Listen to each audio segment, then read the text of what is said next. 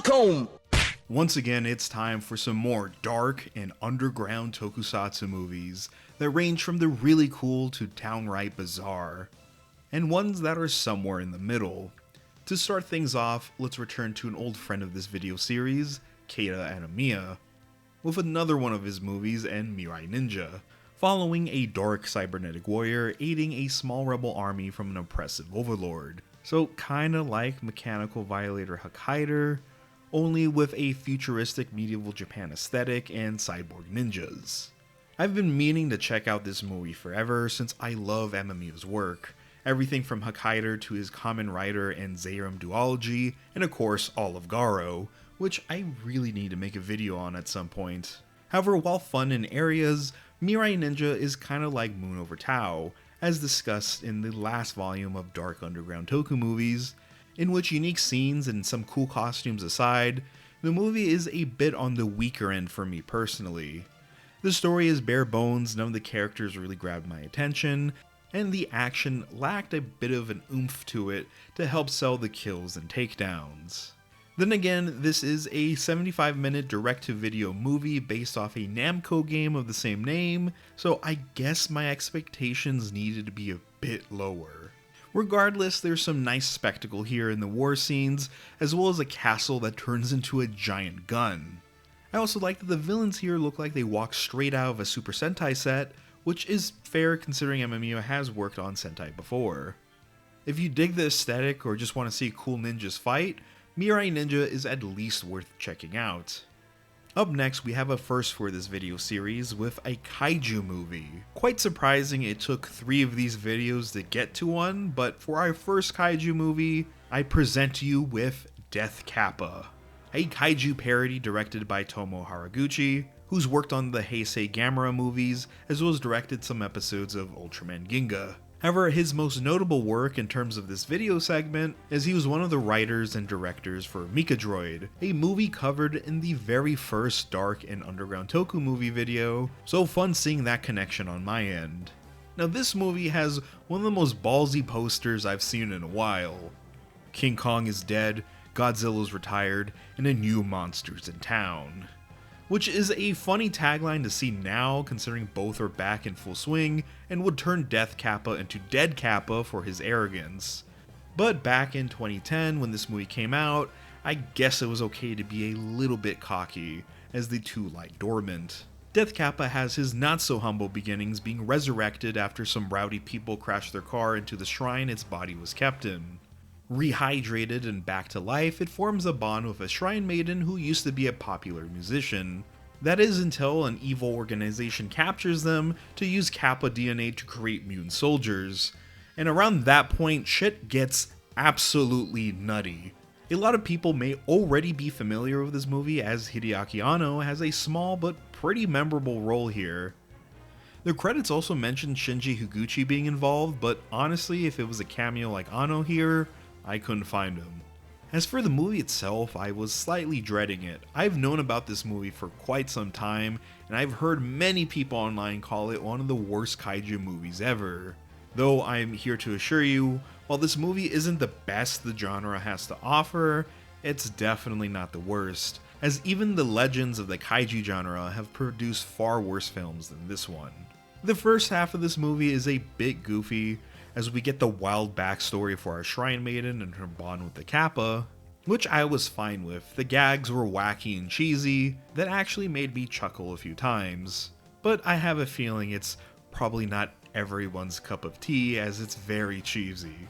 And also, as established before in many of my other videos, I am a sucker for stories of bonding with little creature buddies, so that aspect of this movie won me over. The movie really picks up in the second half here, where the story up to that point just goes full-blown insane with mad scientists and kaiju. I love that when the kaiju starts its rampage, some people just try to get close to it and take pictures, only to be destroyed, with quite a few people getting stomped on, which I don't really remember seeing much in kaiju movies before on the top of my head.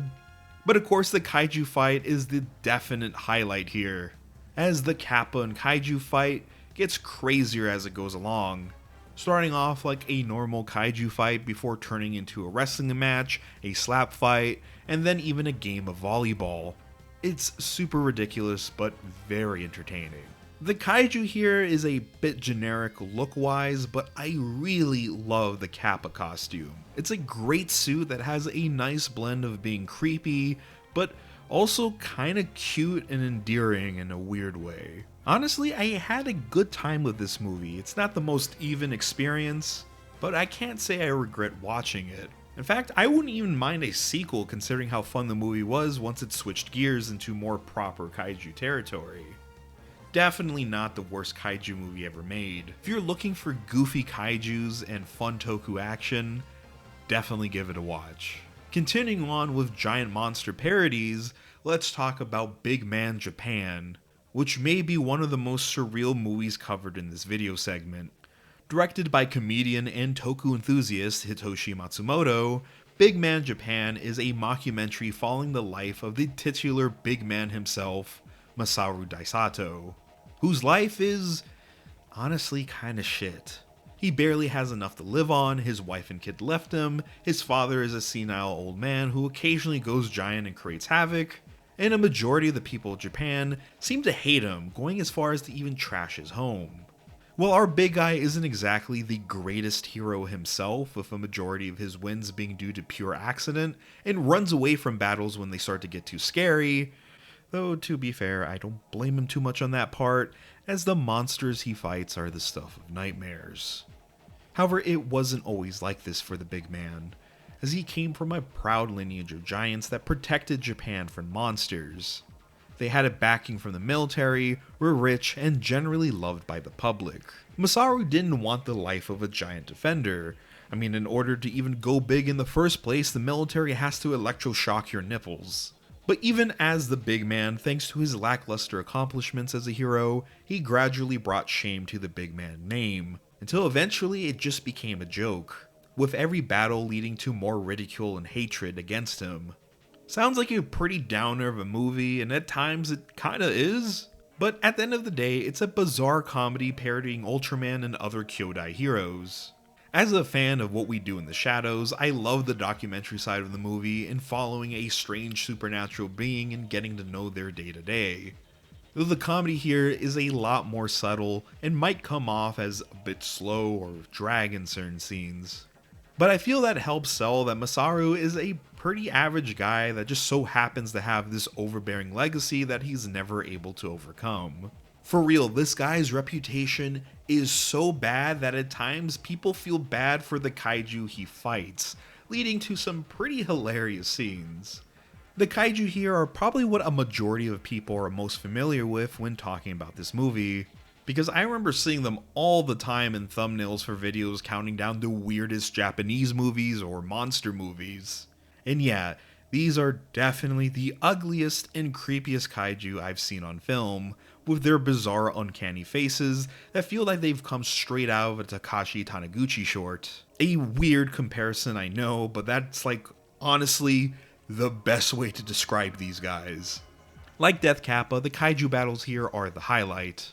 Though you could argue they're not really so much battles, as Masaru doesn't really fight kaiju as much as he tries to talk them down and awkwardly wrestle them, leading to some sort of accidental kill.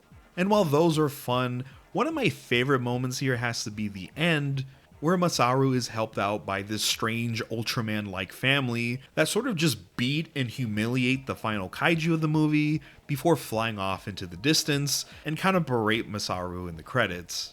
Overall, this is definitely a movie on the weirder side of kaiju cinema, but I found it charming framed through a documentary lens, though maybe not for everyone, as outside the ridiculous kaiju, it might be too awkward and slow of a movie. But now it's time to get into the final two movies of this video, which I saved for the end as they are easily the darkest, goriest, and perhaps most unhinged movies I've talked about in this video segment, being the Meatball Machine duology. Pure bloody cinema from Mad Men. These movies are based off a short film of the same name from 1999 by one of the directors, Junichi Yamamoto, who would later team up with Yudai Yamaguchi, best known for Versus in the Cromartie High School live action, to deliver the full-blown movie. The core premise here is that alien parasites come down to Earth, generally attracted to people with strong negative emotions, and take them over to turn them into what is called a necroborg, a grotesque fusion of flesh and metal that serve as a nightmarish mech for the alien parasites to control and do battle. But the aliens are not set to battle the human race. Rather, this is all part of a deranged game to them in which they go around brutalizing each other for the fun of it. The first movie follows a depressed and lonely factory worker named Yoji finally working up the courage to talk to his work crush, the even more lonely Sachiko, who was then, after the confession, taken over by the aliens right in front of him in a very uncomfortable manner. If that wasn't bad enough, he also turns into a necroborg himself, though through an accident during the fusion allows him to maintain a bit of self-control. And with that limited control, he sets out to find a way to save Sachiko, if that's even a possibility at all. Regardless, insane amounts of blood and carnage follows. Meatball Machine is a very gross, violent, and kind of depressing movie that may not be for everyone, but if you're a gorehound or just love seeing unique practical monsters like me, this movie is well worth watching.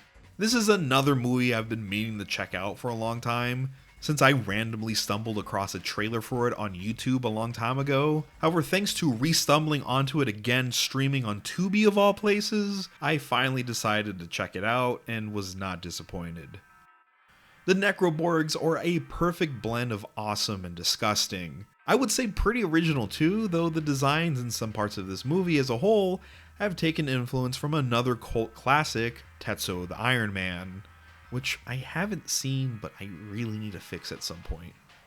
Also a fun bit of trivia, but once again we have another movie on here that Keita Amemiya worked on, as he is also credited here helping with the designs of the Necroborgs. Which I guess explains why some of the wire tentacle things that wrap around people during the Necroborg takeovers remind me of the transformation sequence in Hokkaido.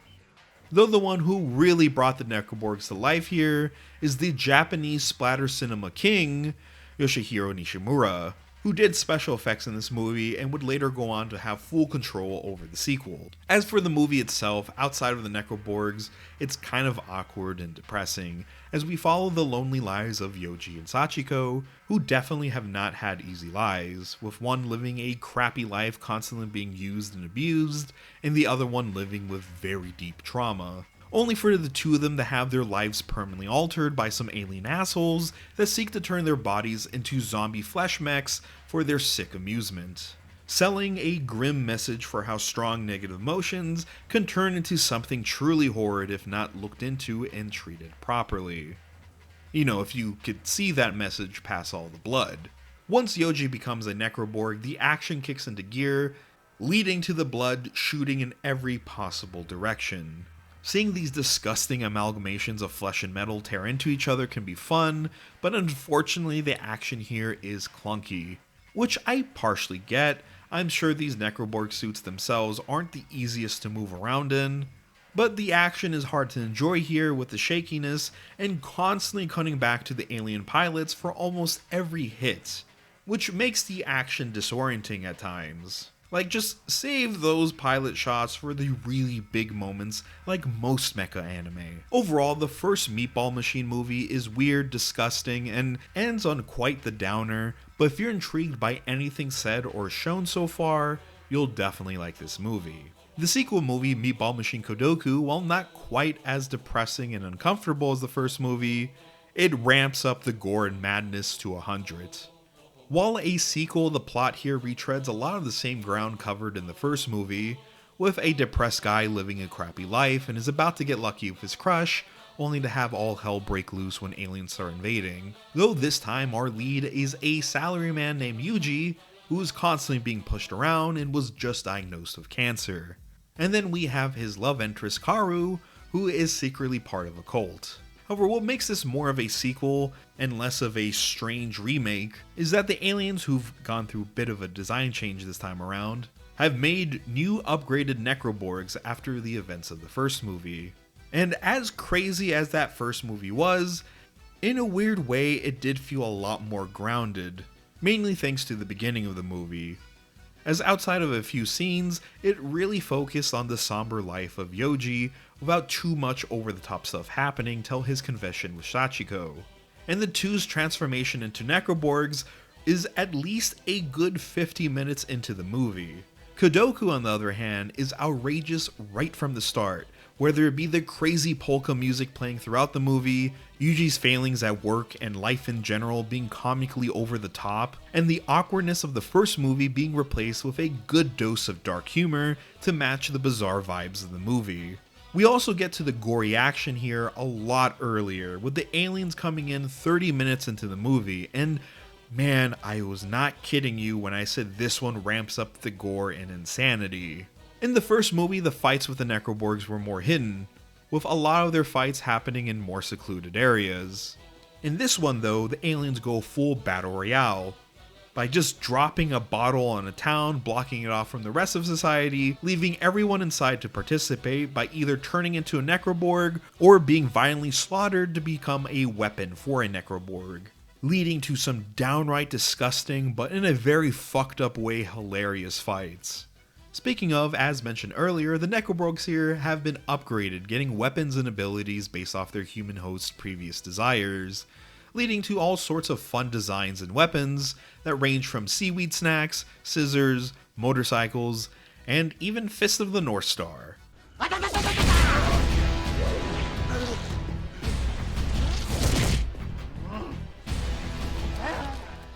Yuji himself turns into a samurai Necroborg and is able to maintain control over himself as his cancer wound up killing the alien that tried taking over his body. And much like the first movie, once Yuji is a Necroborg, he goes off to save his love interest. Though in this one, Kaoru and her siblings are kidnapped by a motorcycle Necroborg, who is involved in a lot of good set pieces here, a few which I just cannot show on YouTube, which will be a running theme when talking about this movie. The overall action here corrects many of my problems of the first movie, and is just a lot more creative, thanks to the upgraded Necroborgs providing some of the most bizarre carnage you'll likely ever see on film. On top of the brutal and hysterical Necroborg action, we also get some human action thanks to a special police task force, with one of the members being a Jackie Chan homage. Though again, I can't show too much of their big scenes here, as their main fight takes place in a hostess club, and that whole set piece would have YouTube nuke this video if I tried showing more than what I currently am. Which honestly, I still think might even be still too much, as this is one of the most blood-soaked movies I've seen in quite some time. Practically every body part you can imagine is violently sliced or smashed to pieces as fountains of blood spray everywhere till everything is soaked red. Which I guess is mainly due to Nishimura here having more of a handle on the movie. He's known as the Splatter King for a reason, and now that I think of it, more of his movies would probably be more suited for this segment. The ending to this movie is dark, but is presented in such a frantic and lunatic way, you almost don't dwell on it too long. While I did appreciate the slightly grounded tone of the original, I can't deny Kodoku being a blast from beginning to end. If you can stomach the grotesque, bloody mayhem of these movies, definitely give them a watch, as they are both experiences.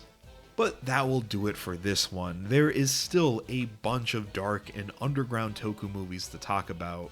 And while no promises, if there's any you want to see me talk about, let me know in the comments. Hope you guys enjoyed this video, and as always, I'm Mr. FalconPunch. Stay safe, and I'll see you guys next time.